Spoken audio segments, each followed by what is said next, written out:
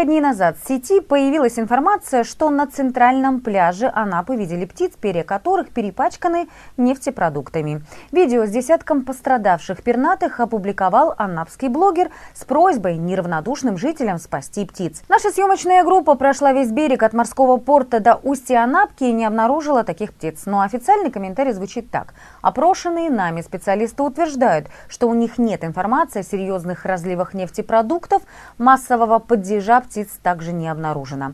А после шторма в Анапе бывают случаи, когда на берегу оказываются пострадавшие птицы.